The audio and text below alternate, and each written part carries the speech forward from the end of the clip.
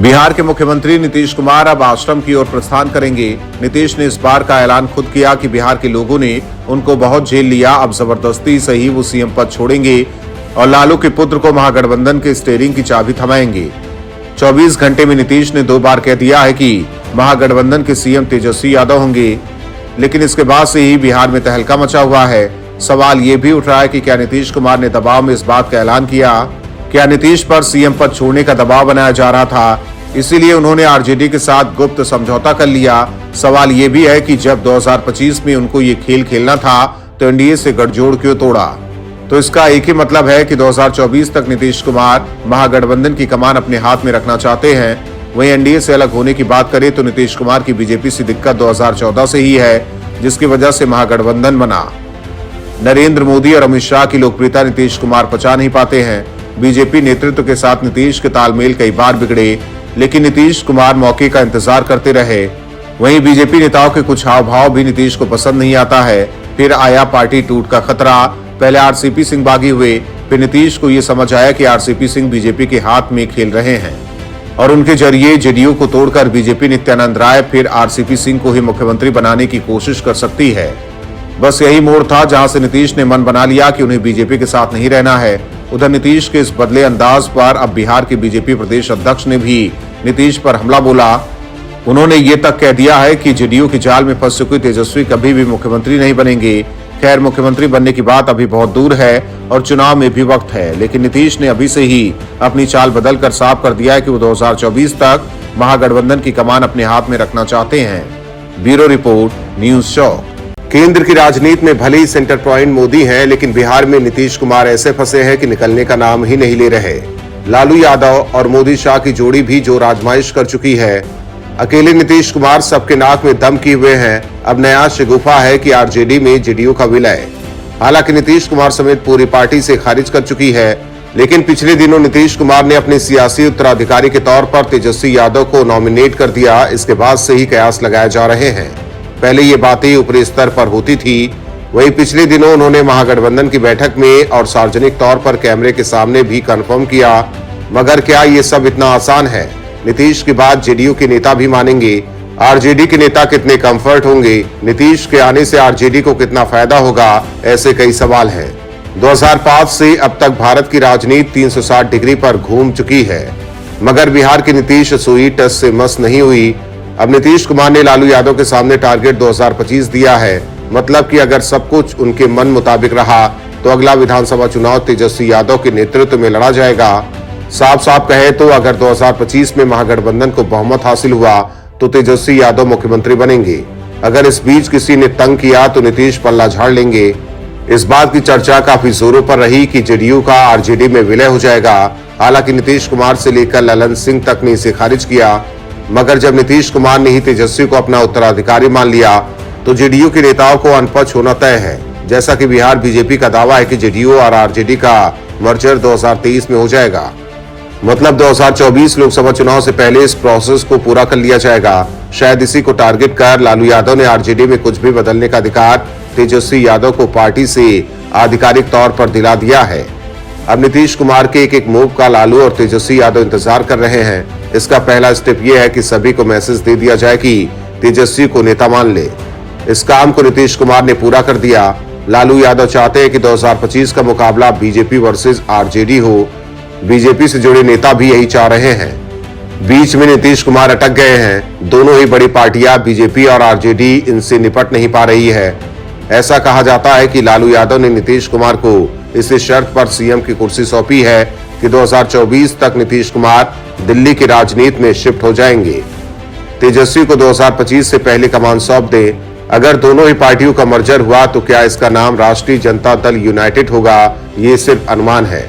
वही अब सवाल उठ रहा है कि अगर जेडीयू और आरजेडी का विलय होता है तो जेडीयू नेता रहेंगे या पार्टी छोड़ेंगे? तो इसका जवाब ये है, जेडीयू के ज्यादातर नेता वैसे ही हैं जिन्होंने लालू यादव के खिलाफ राजनीति की। एंटी लालू वोट की बदौलत सांसद और विधायक बने। जिसके खिलाफ राजनीतिक करियर की शुरुआत किए, अब उसी पार्टी का झंडा ढोना पड़ेगा। मौजूदा जेडीयू नेताओं के लिए ये सबसे बड़ा धर्म संकट है। ऐसे नेताओं के लिए सबसे मुफीद जगह बीजेपी होगी। बीजेपी ने खुली बाहों से स्वागत का ऐलान भी कर दिया है। ब्यूरो रिपोर्ट, न्यूज़ चौक। पिछली बार भी याद है ना, जहरीली शराब से मर गया तो कोई कहा कि इनको मिलना चाहिए कंपल्सन के बाद। जो शराब पिएगा वो तो मरेगा ही, ये तो उदाहरण ही सामने है। वाह रे नीतीश बाबू, वाह रे बिहार की सरकार और वाह रे नीतीश कुमार का जवाब। यही दिन देखने के लिए लोगों ने कुर्सी पर बैठाया। शराब पीकर बिहार में लोग मर रहे हैं और पलटू कुमार कहते हैं कि जो शराब पिएगा वो मरेगा ही। ऐसा शर्मनाक बयान सिर्फ बिहार के मुख्यमंत्री नीतीश कुमार ही दे सकते हैं। कहते हैं सियासत गंदी चीज है, लेकिन सियासत में इतनी गंदगी है ये नीतीश कुमार के बयान से साफ हो गया। सत्ता का इतना बड़ा लोभी इंसान कोई हो भी नहीं सकता। खैर, जनता ने बैठाया है गद्दी पर तो भोगेगी जनता ही। मामला बिहार के सारण जिले का है। सारण में जहरीली शराब से अब तक 39 लोगों की मौत हो गई। विपक्षी बीजेपी इस मुद्दे पर लगातार बिहार के मुख्यमंत्री नीतीश कुमार को घेर रही है और इसी बीच नीतीश कुमार ने विधानसभा में विपक्ष के आरोपों का जवाब देते हुए कहा, जो नकली शराब पिएगा वो मरेगा ही, लोगों को खुद ही सचेत रहना होगा। उधर बिहार में नकली शराब पर हुई लोगों की मौत पर बीजेपी नीतीश कुमार को रेल रही है। बीजेपी ने इस मुद्दे पर विधानसभा में नीतीश सरकार को घेरा। इस दौरान जहरीली शराब से मौत को लेकर विधानसभा में जमकर हंगामा हुआ। इसके बाद नीतीश कुमार को गुस्सा आ गया और वे बीजेपी पर आग बबूला होते हुए नजर आए। नीतीश कुमार ने बीजेपी पर निशाना साधते हुए कहा कि आप सभी पहले शराबबंदी के पक्ष में थे, अब क्या हो गया। बता दें कि बिहार में नीतीश कुमार के शराबबंदी वाले फैसले के बाद अब तक सैकड़ों लोगों की मौत हो चुकी है और नीतीश कुमार की सरकार कोई सबक नहीं ले रही है और लगातार मौत का सिलसिला जारी है। ब्यूरो रिपोर्ट, न्यूज चौक। महाराष्ट्र के पूर्व मुख्यमंत्री उद्धव ठाकरे का सत्ता प्रेम उनकी पार्टी को ले डूबा। अब ठाकरे के पास न पार्टी बची है और न ही सत्ता। उद्धव की हालत ऐसी हो गई है कि वो पार्टी का नाम और चुनाव चिन्ह बचाने के लिए एड़ी चोटी का जोर लगा रहे हैं। अब दिल्ली हाईकोर्ट ने उद्धव ठाकरे को बड़ा झटका दिया है। शिवसेना के नाम और चुनाव चिन्ह पर रोक लगाने के खिलाफ दायर याचिका खारिज करने वाले एकल न्यायाधीश के फैसले को चुनौती देने वाली उद्धव ठाकरे की याचिका पर आदेश सुरक्षित रख लिया है। उद्धव ठाकरे की तरफ से पेश हुए वकील कपिल सिब्बल ने कहा कि चुनाव आयोग ने हमारा पक्ष सुने बिना ही हमारी पार्टी का सिंबल सील कर दिया।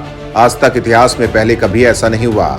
उद्धव ठाकरे की तरफ से वकील कपिल सिब्बल ने कहा कि हाईकोर्ट की सिंगल बेंच ने अपने फैसले में कहा था कि प्रारंभिक आपत्ति नहीं सुनी जा सकती। हम हाईकोर्ट की इस टिप्पणी पर स्पष्टीकरण चाहते हैं। अदालत ऐसा कैसे कह सकती है। कपिल सिब्बल ने कहा कि चुनाव आयोग के सामने भी इस पर आपत्ति उठाई थी। सुप्रीम कोर्ट में ये मामला लंबित है। उनका कहना है कि 2 दल हैं लेकिन कोई गुट नहीं है। दरअसल उद्धव ठाकरे गुट ने चुनाव आयोग के फैसले को सही ठहराने के हाईकोर्ट की सिंगल बेंच के आदेश को चुनौती दी है।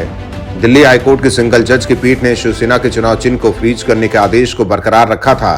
गौरतलब है कि एकल पीठ ने अपने आदेश में कहा था कि शिवसेना में फूट होने के बाद पार्टी के नाम और चुनाव चिन्ह के उपयोग पर रोक लगाने की निर्वाचन आयोग के फैसले में कोई प्रक्रियात्मक उल्लंघन नहीं हुआ है। पीठ ने कहा था कि निर्वाचन आयोग ने उपचुनाव की घोषणा के कारण चुनाव चिन्ह के आवंटन की आवश्यकता को देखते हुए यह आदेश पारित किया था। कोर्ट ने यह भी कहा कि महाराष्ट्र में मान्यता प्राप्त राजनीतिक दल शिवसेना के सदस्यों के बीच फूट है। एक गुट का नेतृत्व एकनाथ शिंदे कर रहे हैं जबकि दूसरे गुट की कमान उद्धव ठाकरे संभाल रहे हैं। दोनों खुद को मूल शिवसेना का अध्यक्ष बताते हैं और पार्टी के धनुष और बाढ़ चुनाव चिन्ह पर दावा जताते हैं। गौरतलब है कि उद्धव ने अपनी अर्जी में दावा किया है कि पार्टी के नेतृत्व को लेकर कोई विवाद नहीं है और महाराष्ट्र के मुख्यमंत्री एकनाथ शिंदे ने खुद स्वीकार किया था कि उद्धव शिवसेना के उचित तरीके से चुने गए अध्यक्ष हैं और बने रहेंगे। उन्होंने दलील दी कि ऐसे में ये नहीं कहा जा सकता कि शिवसेना के 2 प्रतिद्वंदी गुट हैं। बता दें कि 8 अक्टूबर को निर्वाचन आयोग ने एक अंतरिम आदेश पारित करते हुए शिवसेना के दोनों गुटों पर अंधेरी पूर्व विधानसभा उपचुनाव में पार्टी के नाम और चुनाव चिन्ह का इस्तेमाल करने पर रोक लगा दी थी। ब्यूरो रिपोर्ट, न्यूज चौक। बिहार में कुशासन बाबू के राज में ये क्या हो रहा है। जिस प्रदेश में शराबबंदी 6 साल से लागू हो वहां आसानी से शराब मिले, आसानी से शराब बने और बिके और फिर लाशें बिछती रहे। शराबबंदी के दौरान अब तक 50 से ज्यादा लोगों की मौत कोई पहला मामला नहीं है। इतनी बड़ी घटना के बावजूद बेहद शर्मनाक और गैर जिम्मेदाराना रवैया तो विधायक, मंत्री और खुद मुख्यमंत्री का है। निर्दोष मौतों पर इनके बयानों ने जले पर नमक छिड़कने का काम किया। नीतीश जो खुद सरकार के मुखिया हैं, वो सारा दोष शराब पीने वालों पर मढ़कर अपना पल्ला कैसे झाड़ सकते हैं? आप किसी भी सूरत में अपनी जनता के मरते रहने का श्राप नहीं दे सकते, क्योंकि आपकी जिम्मेदारी तो ये है कि शराबबंदी दिखावे की नौटंकी न होकर वास्तविकता के धरातल पर शराबबंदी ही हो। लेकिन ऐसा एक्शन लेने के बजाय सीएम पूरी बयानबाजी पर उतारू हैं। सीएम के ऐसे जहरीले बयानों का परिणाम है कि उनके मंत्री और विधायक भी मौतों पर बेहुदा ज्ञान बांटने से बाज नहीं आ रहे।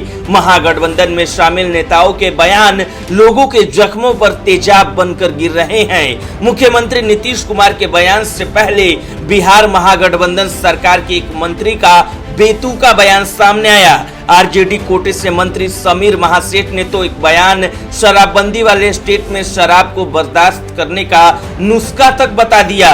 समीर महासेठ ने एक खेल कार्यक्रम में शामिल होने के बाद जब उनसे शराब से हो रही मौतों के बारे में पूछा गया तो उन्होंने तपाक से अपने बयान में कहा कि खेलकूद से पावर बढ़ाओ, जहरीली शराब बर्दाश्त करो।